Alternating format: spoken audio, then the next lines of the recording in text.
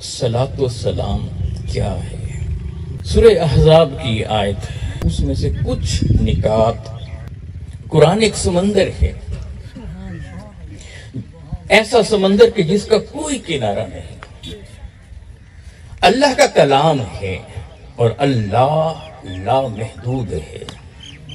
उसका कलाम भी मानी, मफाहीम, मतालिब के एतबार से लामहदूद लामहदूद लामहदूद। किसी एक आयत को भी उठाएं तो वहां मानी और मफाहीम के समंदरों के समंदर बहते दिखाई देते चले जाते। मेरा रब बोल रहा है, इन्नल्लाह व मलाइकतहु युसल्लूना अलन नबी। बेशक अल्लाह और उसके सब फरिश्ते नबी मुकर्रम सल्लल्लाहु अलैहि वसल्लम पर सलात भेज रहे हैं। या अय्युहल्लज़ीना आमनू सल्लू अलैहि वसल्लिमू तस्लीमा। ए अहले ईमान, तुम भी उन पर सलात भी भेजो और कसरत से सलाम भी भेजो। वसल्लिमू तस्लीमा। मैं इन अल्लाह व मलाइकतहु, तो याद रखें इबादत खालिसतन अल्लाह की है, इबादत अल्लाह की है। मगर जब अल्लाह चाहता है, वो मालिक है, वो जब किसी को प्रोटोकॉल देना चाहता है और दुनिया को जब दिखाना चाहता है, वो कहता है कि सारी मखलूक में से एक है वो जिसे मैंने इतनी बुलंदियों पे रखा है, इतनी इज्जतें दी हैं, इतनी रिफतें दी हैं, इतनी अजमतें दी हैं, इतनी शानें दी हैं कि उस जैसी शानें तो किसी को नहीं थी। वो जब किसी को प्रोटोकॉल देता है, सैयदना आदम अलैहिस्सलाम, तो फरिश्तों को कहा झुक जाओ ना। लिल मलाइकति इसजुदू ले आदम फसजदू इल्ला इब्लीस। आलम नूर को सैयदना आदम अलैहिस्सलाम के सामने झुका दिया। फरिश्तों को कहा पैगंबर के सामने अदब का सजदा करो ना, ताजीम का सजदा करो ना, एहतराम का सजदा करो ना, मोहब्बत वाला सजदा करो ना। अब यहाँ से बहुत सारे सवालात पैदा होंगे कि अल्लाह के अलावा किसी को सजदा किया जा सकता है कि नहीं। तो जवाब ये है कि पिछली उम्मतों के अंदर सजदा ताजीमी या सजदा अदब या सजदा तहियत वो जायज था अल्लाह के अलावा। सजदा इबादत ना कल जायज था ना आज अल्लाह के अलावा। सजदा इबादत वो कल भी शिर्क था, आज भी शिर्क है अल्लाह के अलावा। अगर किसी को खुदा समझकर कोई उसके सामने झुकता है, सजदा करता है, तो वो शिर्क है। और ये जो सजदा तहियत है ये पहले जायज था, मगर मेरे महबूब मुस्तफा सल्लल्लाहु अलैहि वसल्लम ने इसे आकर अपनी उम्मत के लिए हराम करार दिया। इसलिए कि हुजूर ने अपने इश्क का इजहार अपने रब से किया। कहा कि वो जो इज्जत के लिए, एहतराम के लिए, अदब के लिए, मोहब्बत के लिए जो किसी के सामने झुका जा सकता था, तो मेरे सामने वो भी ना झुके, मैं भी रब के सामने झुकता हूँ। आओ तुम सब भी मिलकर मेरे रब के सामने झुको। इंसान इंसान के सामने न झुके, मैं इसे हराम करार देता हूँ। इंसान को इज्जत दी, उसे बुलंद किया। अब न किसी कब्र पर सजदा जायज है, न किसी मिजार पर सजदा जायज है, न किसी बुजुर्ग को सजदा जायज है, न किसी पीर को सजदा जायज है। अरे कौन बड़ा हो सकता है? अरे क्या कोई आज मुस्तफा से भी बढ़कर है कि उसे सजदा किया? सुभान अल्लाह, सुभान अल्लाह। इसलिए अदब का सजदा, ताजीम का सजदा ये हराम है, हराम है, हराम है। इसलिए कि कोई शख्स न मेरे मुस्तफा से बढ़कर है, न किसी का मिजार मेरे मुस्तफा के मिजार से बढ़कर। और इसमें इश्क है, इसमें इश्क है, इश्क। इसलिए कि जब बंदा कोई सजदा करता है तो अपने सर को जब किसी के सामने रखता है तो जुबान बंद हो जाती है, मगर अमल से ऐलान करता है कि मेरा तन भी तेरा, मेरा मन भी तेरा, मेरा सर भी तेरा, मेरी निगाहें भी तेरे लिए, मेरी समातें भी तेरे लिए, मेरे बोल भी तेरे लिए, मेरी सोचें भी तेरे लिए। जब वो सर को, जबीं को, पेशानी को वहां सामने रखता है तो गोया अमलन इजहार करता है मेरी मोहब्बतें तेरे लिए, मेरी अकीदतें तेरे लिए, सारी सोचें तेरे लिए, समातें, बोल सारे तेरे लिए। मगर मेरे हबीब सल्लल्लाहु अलैहि वसल्लम जब आए तो تو ہائے کہا ایک تو انسان کے سامنے نہ جھکے کہ انسان کو عزت دی. میرے حبیب علیہ الصلوۃ والسلام کے سامنے صحابہ ہیں، انہوں نے بکریوں کو، اونٹوں کو اور جانوروں کو سجدہ کرتے دیکھا تو ایک صحابی نے عرض کر دی کہ یا رسول اللہ اگر اجازت ہو تو کبھی کبھی آپ کو سجدہ کر لیا کریں تھوڑا سا. یہ بڑی مشہور حدیث ہے، اس کا آدھا حصہ ہمیں بہت سنایا جاتا ہے لیکن یہ جو بیک گراؤنڈ ہے یہ نہیں بتایا جاتا. اب وہ سجدہ ادب کی بات کر رہے تھے، سجدہ تعظیمی کی بات کر رہے تھے، سجدہ محبت کی بات کر رہے تھے. اور یہ قرآن میں ہے، سورہ یوسف کی آیت نمبر 100 کو آج جا کر دیکھیے گا. سیدنا یوسف علیہ السلام تخت پر بیٹھے تھے تو ان کے بابا، پیرنٹس ان کے اور بھائی جب آئے تو آ کر سجدے میں چلے گئے.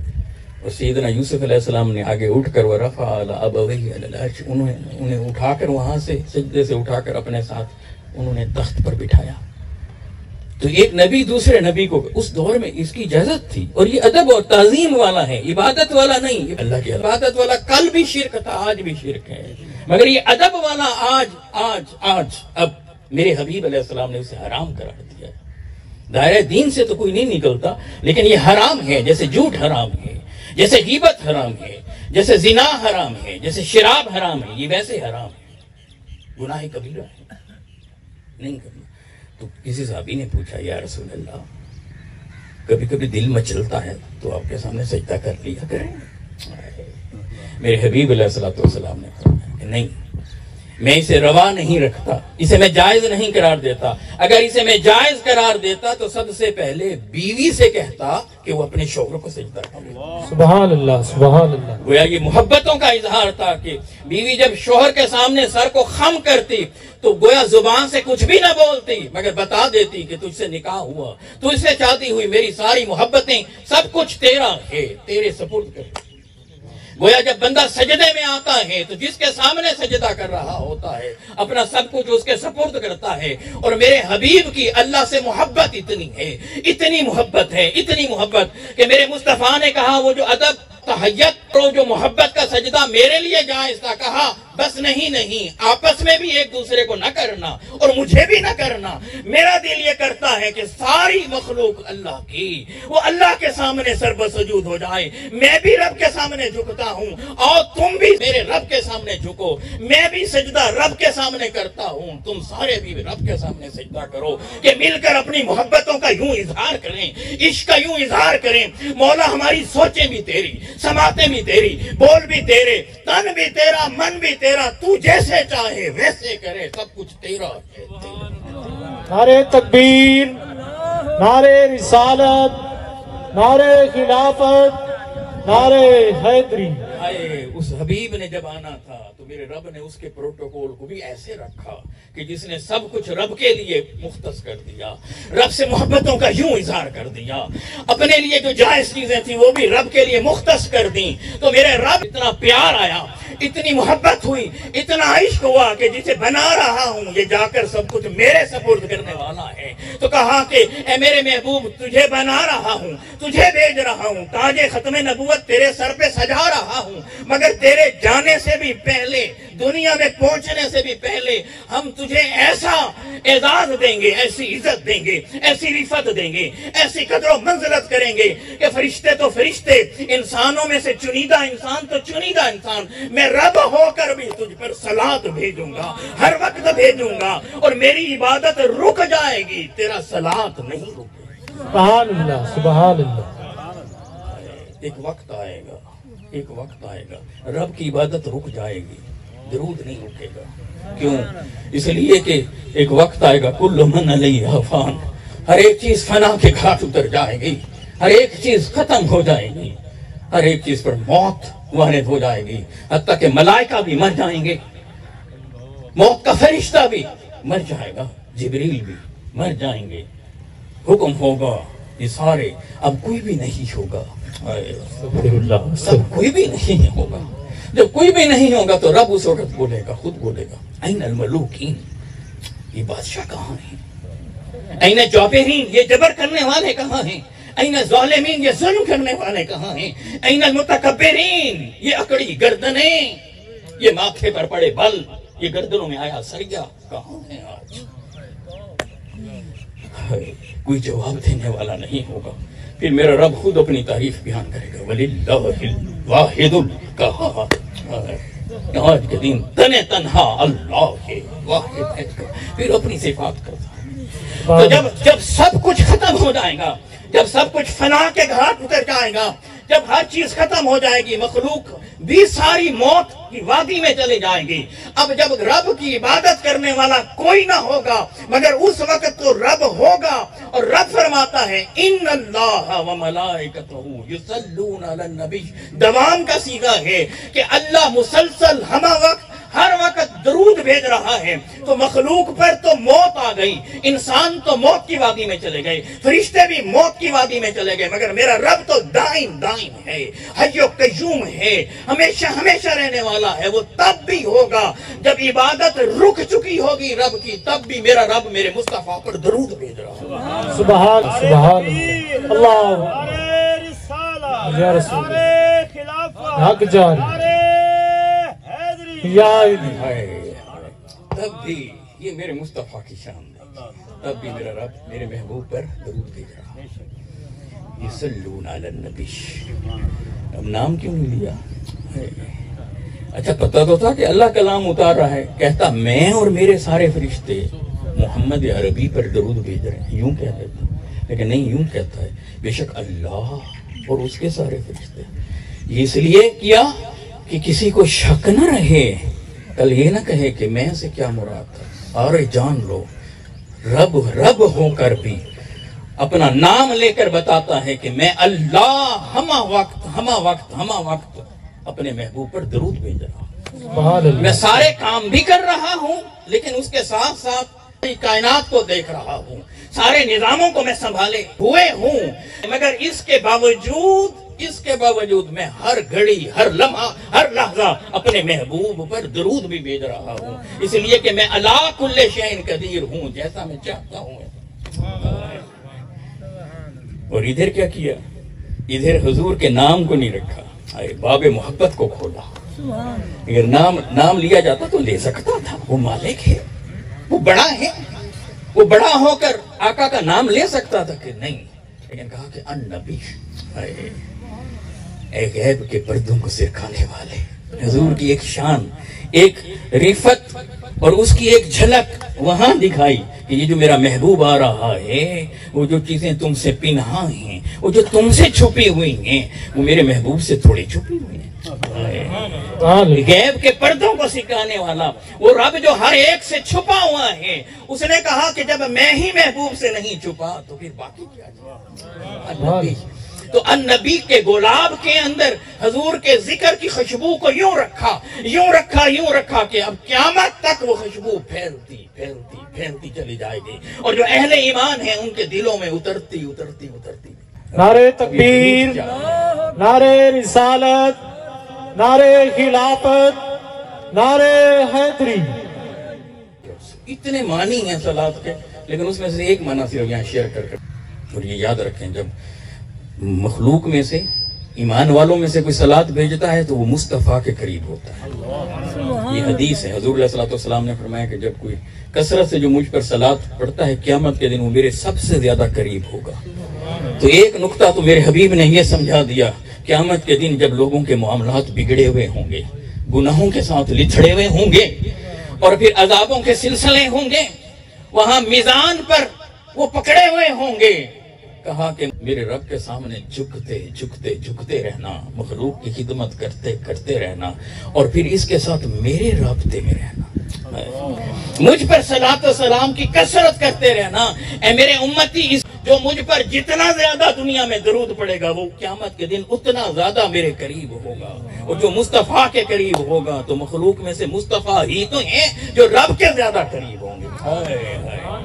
انڈائریکٹلی اللہ بندے کو اپنے قریب کر رہا ہے، کہتا ہے کہ میرے محبوب پر تو صلات بھیج، سلام بھیج، اور پھر شان دیکھ تیری ہم کیسے اٹھائیں گے۔ تو آتا تو مصطفیٰ کے قدموں میں ہے، تو صلات تو مصطفیٰ پر بھیجتا ہے، سلوٹ تو مصطفیٰ کو کرتا ہے، سلام تو مصطفیٰ کو کرتا ہے، مگر مصطفیٰ کی قربتوں کی وجہ سے قیامت کے دن مصطفیٰ کے قریب کر کے تجھے ہم اپنے قریب کر دیں، اور جو اللہ اور مصطفیٰ کے قریب ہوا تو وہ جنت میں داخل۔ اس لیے یہی وجہ ہے کہ حضور علیہ الصلوۃ والسلام نے فرمایا کہ جب دو مومن ملتے ہیں آپس میں اللہ کی خاطر محبت کرنے والے، اللہ کی خاطر آپس میں محبت کرنے والے جب دونوں ملتے ہیں اور ملتے ہوئے جب صلاۃ بھیجتے ہیں مصطفیٰ علیہ السلام پر، حضور پر درود بھیجتے ہیں، فرمایا مسند ابی یعلا کی حدیث، فرمایا کہ ابھی وہ جدا نہیں ہوتے مگر ان کے جدا ہونے سے پہلے اللہ ان کے گناہوں کو معاف کر دیتا۔ یہ تو دنیا کے اندر بھی یہاں یہ معاملہ، وہاں بھی یہ معاملہ، اتنے معنی ہیں صلاۃ کے، لیکن اس میں سے ایک معنی سے اللہ کے قریب ہونا، اللہ کی قربت۔ علامہ سید احمد سید کاظمی رحمۃ اللہ علیہ بہت معروف محدث، اللہ سبحانہ و تعالیٰ ان کی قبر پر کروڑوں رحمتوں کا نزول فرمائے۔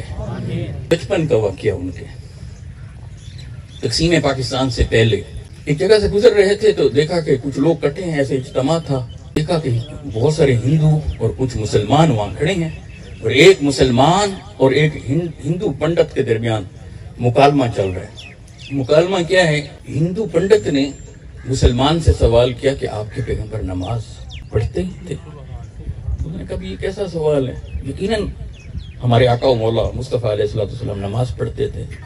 اچھا وصال تک پڑھتے رہے؟ جی پڑھتے رہے، نماز پڑھتے رہے۔ تو نماز میں وہ سورہ فاتحہ پڑھتے تھے؟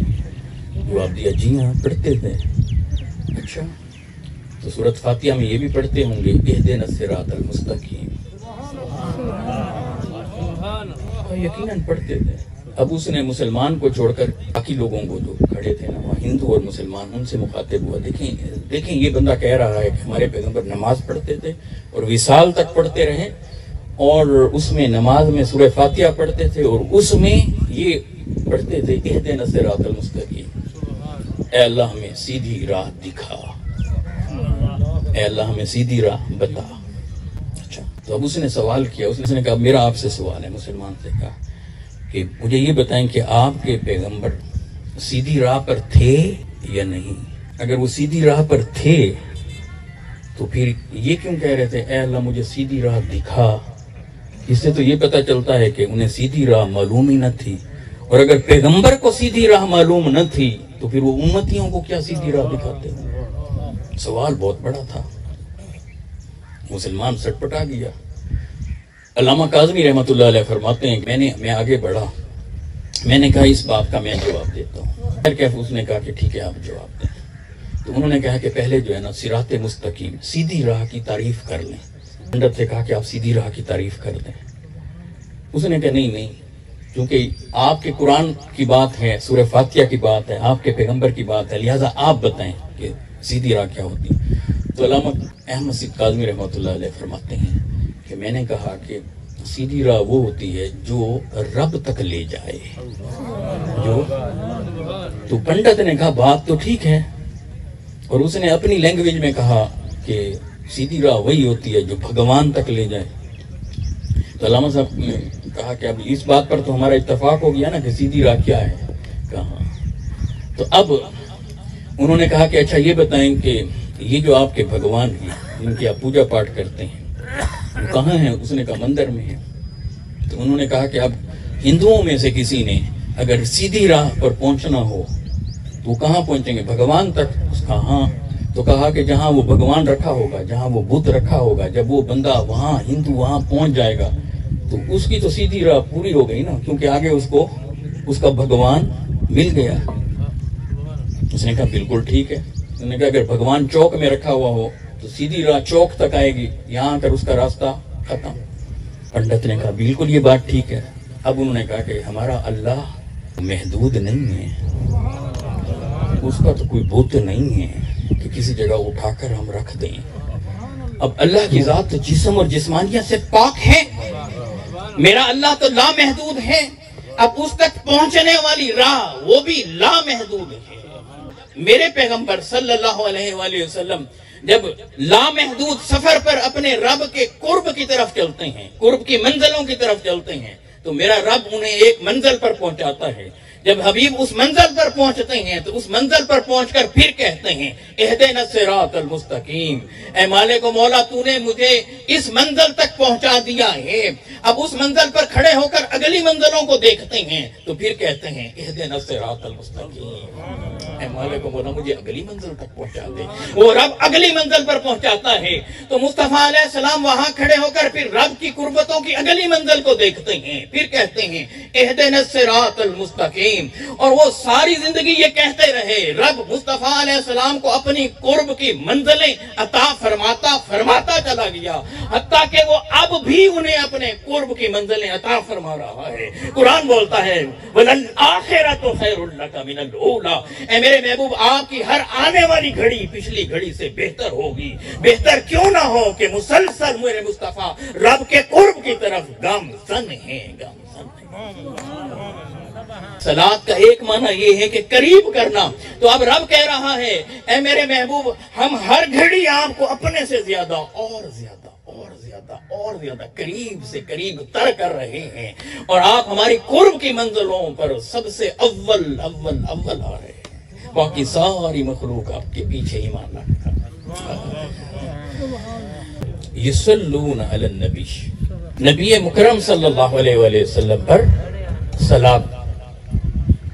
اب پھر آگے اللہ سبحانہ وتعالیٰ انسانوں سے خطاب ہی نہیں کرتا، یہ نہیں کہتا کہ یا ایھا الناس، اے انسانوں۔ تو قرآن تو انسان کے لیے ہدایت ہے، قرآن کا مخاطب تو انسان ہے، قرآن کا خطاب تو انسان سے ہے، مگر کمال نقطہ یہ ہے کہ یہاں اللہ یا ایھا الناس نہیں کہتا، یہ نہیں فرماتا کہ اے انسانوں، وہ فرما رہا ہے یا ایھا الذین آمنوا، اے ایمان والے۔ اپنی بندگی کی بات کرنی ہو، اپنی عبادت کی بات کرنی ہو تو وہ کہتا ہے یا ایھا الناس اعبدوا ربکم، اے انسانوں اپنے رب کی عبادت کرو۔ پھر جب درود بھیجنے کی بات آئی، سلام بھیجنے کی بات آئی تو اب یا ایھا الناس بولتا ہی نہیں۔ کیا کہہ رہا ہے یا ایھا الذین آمنوا، اے اہل ایمان۔ یا ایھا الناس نہیں کہا کہ اے اہل ایمان، کہا کہ ہم سارے انسانوں کو مخاطب نہیں کرتے، اپنی بندگی کی دعوت دینی تھی، عبادت کی دعوت دینی تھی تو سب سے کہا کہ اے انسانوں اپنے رب کی عبادت کرو۔ مگر جب مصطفیٰ علیہ السلام پر تحفوں کو بھیجنا تھا، سلاموں کے گجروں کو بھیجنا تھا، درودوں کی ڈالیوں کو بھیجنا تھا، تب کہا کہ نہیں، سب انسان نہیں، کفار سے بات ہم نہیں کرتے، مشرکین سے بات نہیں کرتے، وہ دل آ جائیں جو دل پاکیزہ ہیں، وہ دل آئیں جو معطل ہیں، جن کے اندر ایمان کا نور ہے، جو ہمیں بھی مان چکے، ہمارے محبوب کو بھی مان چکے، جو ہم سے بھی محبت کرتے ہیں، ہمارے محبوب سے بھی محبت کرتے ہیں، انہیں ہم دعوت دیتے ہیں۔ انسانوں میں سے اے ایمان والو، تمہارے دل کی سرزمین کو نرم کر کر رب نے وہاں ایمان کا بیج بو دیا ہے، تمہیں تو نور ایمان میسر آ چکا، اب کیا ہوا کہ میرے مصطفیٰ پر تم صلاۃ و سلام نہیں بھیجتے؟ ایھا الذین آمنوا صلوا علیہ وسلموا تسلیما، اور پھر یہ بھی نہیں کہا خالی صلاۃ، کہا کہ وسلموا تسلیما، کثرت سے صلاۃ و سلام، کثرت سے۔ یہ سلام کیوں؟ تو بس اتنا یاد رکھیں، اتنا ذہن میں رکھیں، سلام اس لیے ہے کہ میرا رب یہ چاہتا ہے کہ بندہ میرے محبوب کے قریب ہو جائے، اور جو میرے محبوب کے قریب ہوگا رب اپنی رحمتوں کو اس پر نچھاور کرنا چاہتا۔ ابھی ایک مثال دے رہا ہوں آپ کو بات سمجھانے کے لیے۔ ایک شخص، اس نے ایک ریڑھی لگائی ہوئی تھی، جس روڈ پر کھڑا ہوا تھا وہ روڈ منسٹر کالونی کے سامنے تھی۔ ایک وزیر وہاں سے صبح گزرتا تھا، سبزی والا شخص وہاں روزانہ اسے صبح ایسے سلام کرتا تھا۔ سبحان اللہ۔ وہ روزانہ نکلتا، وہ پچھلی سیٹ پر بیٹھا ہوتا منسٹر، پروٹوکول ہوتا، پھر وہ سلام کرتا۔ کئی دنوں تک یہ سلسلہ چلتا رہا۔ پہلے تو دیکھتا ہی نہیں تھا، گردن اکڑی رہتی تھی، ایسے سیدھا بیٹھا رہتا تھا۔ ایک دن اس نے دیکھا کہ جب وہ سلام کے لیے اس نے ہاتھ اٹھایا تو ایسے منسٹر نے ایسے تھوڑا سا رخ موڑا، یہ پھر سلام کرتا رہا۔ کئی دن اور گزر گئے، پھر اس نے دیکھا کہ اس نے اور زیادہ مڑ کر دیکھا، یہ پھر سلام کرتا رہا۔ پھر دیکھا تو ایک دن اس نے اور زیادہ موڑ کر بھی دیکھا، اور اس کے لب بھی ہلے جیسے کہہ رہا ہو کہ وعلیکم السلام۔ फिर उसने कई दिन और सलाम किया तो उसने देखा कि आज उसने रुख मोड़ा भी है, लब भी हिले हैं और थोड़ा सा मुस्कुराया भी है। उसने मुस्कुरा कर अगला दिन जो हुआ, ईस्टर जब गुजरा, ये अब मुसलसल रोजाना सलाम हाथ उठा के करता था, तो उसने मुड़ के भी देखा, मुस्कुराया भी और लब भी हिले और साथ उसने हाथ भी उठाया ऐसे अंदर से, गाड़ी से हाथ। अगले दिन जब मिनिस्टर साहब निकले तो उन्होंने देखा कि वो सब्जी वाला नहीं है। मिनिस्टर साहब गुजरे, उन्होंने देखा आज बंदा नहीं है। उसने अपने प्रोटोकॉल ऑफिसर से कहा कि भी पता रखें ये बंदा कहाँ गया जो रोजाना सलाम करता था। पता चला जी वो बंदा बीमार है। उसने पूछा कहाँ रहता है, पता चला फिलहाल कच्ची आबादी में रहता है। तो मिनिस्टर साहब ने फौरन डॉक्टर को साथ लिया, मेडिसिन ली, फल लिए, फ्रूट लिए, कुछ कैश लिया, फौरन उस कच्ची आबादी में पहुंच गए। उसके अंदर झोंपड़ी में पहुंचे, उसकी इयादत की, बार बार उसे मिलते थे। अब तेरी तबीयत कैसी है? डॉक्टर को कहा कि बोतल इंजेक्शन लगना शुरू हो। वहां गए तो रास्ते कच्चे थे, गैस नहीं थी, बिजली नहीं थी। तो मिनिस्टर ने जाते साथ ही पहले हुक्म दिया कि इससे फौरन पक्के बनाए जाएं, बिजली यहाँ खंबे लगाए जाएं, गैस यहाँ पहुंचाई जाए, इसके घर को पक्का कर दें, उसके बच्चों को जॉब दे दी। पूरा इलाका जो था उसका नक्शा बदल गया। पुख्ता सड़कें आ गई, बिजली आ गई, हॉस्पिटल आ गए, वहां पर गैस आ गई, सारी सहूलियात आ गई, कच्ची आबादी पक्की हो गई। बस मेरा आपसे ये सवाल है कि ये सारी चीजें कैसे हुई, किस चीज की वजह से हुई? सलाम की वजह से। ऐ लोगों, इस मिसाल को समझ लेने के बाद मेरा रब ये चाहता है कि गुंबद खजरा में मेरा महबूब मौजूद है। ऐ लोगों, तुम जहां कहीं भी हो, हत्ता कि तुम मेरी बंदगी में भी हो, मेरी नमाज में भी हो, नमाज में भी बैठकर यूं बोलो अत्तहियातु लिल्लाहि वस्सलावातु वत्तय्यिबात। मेरी माली कोली बदनी सारी बातें मौला तेरे सपुर्द हैं, तेरे सपुर्द। वो कहता होगा कि मेरे सपुर्द मेरी इबादत करने वालों, बताओ तुम्हारी इबादत कबूल करूं। तो फिर कहता होगा बंदा, मालिक आया इसलिए हूं, क़याम इसलिए किया, रकू इसलिए किए कि तू बंदगी कबूल कर। तो कहता होगा गोया के तू चाहता है कि तेरी बंदगी कबूल करूं, तो आ मेरे मुस्तफा पर सलाम भेज, मुस्तफा को सलूट कर बोल बोल बोल, यूं बोल अस्सलामु अलैका अय्युहन नबी, या नबी आप पर सलाम। अब मेरा रब चाहता है बंदा जहां भी हो, वो लिया में हो, वो मुल्तान में हो, लाहौर में हो, वो पाकिस्तान में हो, इंग्लैंड में हो, कनाडा में हो, जापान में हो, अमेरिका में हो, अरे इस जमीन पर हो या किसी और सियारे पर, ए बंदे तू जहां भी जा, मुस्तफा के कदमों से लिपटा रहे, तू मेरे मुस्तफा को सलाम करता रहे। कभी तो मेरे मुस्तफा गुंबद खजरा से मुड़कर तुझे देखेंगे, कभी तो मेरे मुस्तफा के लबों पर मुस्कुराहट आएगी, कभी तो मेरे मुस्तफा तेरे सलाम का जवाब देंगे। इधर मुस्तफा सलाम का जवाब देंगे, उधर मैं तुझ पर अपनी रहमतों बरकतों को नाज़िल करता या रसूल अज़ीम पैगंबर की गुलामी में है।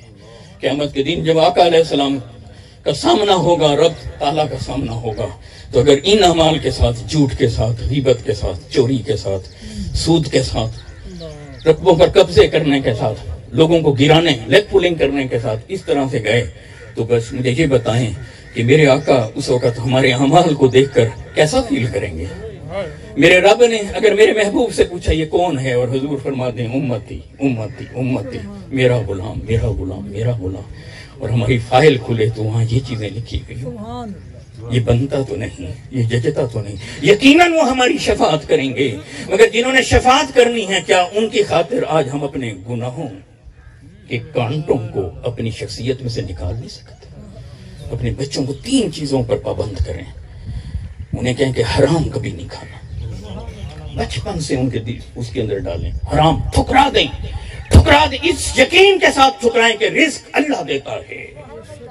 ना मेरी जॉब मुझे रिस्क देती है, ना मेरी डिग्री मुझे रिस्क देती है, ना मेरा काश्त करना मुझे रिस्क देता है, ना मेरा ओहदा और मर्तबा रिस्क देता है। रिस्क सिर्फ अल्लाह देता है, अल्लाह देता है। सो जब वो देता है तो फिर हराम क्यों खाएं, हराम की तरफ क्यों जाएं? हराम कभी ना खाने देना, सूद के करीब न जाने देना, ठुकरा देना। और दूसरा, फर्ज नमाज का जब वक्त आए तो उसे लाजमी अदा करना। रब के सामने झुकने वाले बनो, अकड़ने वाले नहीं। कौन कैसे इबादत करता है, आप जैसे भी इबादत करते हैं, इबादत करने वाले बने, बगावत करने वाले न बने। जिस भी स्कूल ऑफ थॉट से आप हैं, हाथ खोल कर हैं, बांध कर हैं, रफ़ा यदैन करते हैं, नहीं करते, आप जहां हैं इबादत करने वाले बने। عبادت کرنے والے بنے، عبادت کرنے والے بنے، رب کے سامنے جھکنے والے بنے، جبینیں جھکانے والے بنو۔ جبین جب تک سجدہ نہ کرے تو آپ کو چین نہ آئے۔ اور تیسری چیز، اٹھتے بیٹھتے میرے آقا پر درود و سلام۔ بچوں کو بی ایس کرائیں، M Phil P H D کروائیں، پوسٹ پی ایچ ڈی کروائیں، ڈاکٹر بنوائیں، انجینئر بنوائیں، انہیں چارٹرڈ اکاؤنٹنٹ سی اے کروائیں، انہیں آپ جج بنوائیں، جرنیل بنوائیں، بہترین ذمہ دار بنوائیں، اعلیٰ بزنس مین بنوائیں، سیاست دان بنوائیں، سب کچھ بنوائیں، مگر ان سب سے پہلے اسے اچھا انسان اور مصطفیٰ کا غلام بنائیں۔ اگر وہ شخص اچھا انسان نہیں ہے، گھر میں بیٹھا ہو اور بار یہ کہلوا دے کہ میں گھر پر نہیں ہوں، وہ کام کر سکتا ہو، کام نہ کرتا ہو، اور وہ کسی کی مدد کر سکتا ہو، مدد نہ کر سکتا، اللہ نے اس کو دولت دی ہو اور اسے وہ سمیٹ کر اس پر سانپ بنا بیٹھا ہو، تو کوئی انسان ہے۔ اگر مصطفیٰ کا غلام ہوگا تو غریبوں کے لیے اپنی دولت کو کھول دے گا، کسی کو بھوکا نہیں دیکھ سکے گا، کسی کو پیاسا نہیں دیکھ سکے گا، کسی کو برنا نہیں دیکھ سکے گا، کسی کے رقبوں پر قبضہ نہیں، وہ جھک جھک جائے گا، اور جو جتنا جھکتا جاتا ہے رب اسے اتنی عزت دیتا ہے۔ اپنے بچوں میں سے ایک بچے کو حضور علیہ السلام کی خاطر مختص کریں، اسے حفظ کرائیں، قرآن مجید کی ٹرانسلیشن سب بچوں کو پڑھائیں، سیرت کا اتنا سا حصہ، صرف اتنا سا، جس میں ایک اچھا انسان اور حضور کا غلام بن سکے، اور ہم سب کو نیکیوں کی راہ پر چلا دے، گناہوں سے بچا دے۔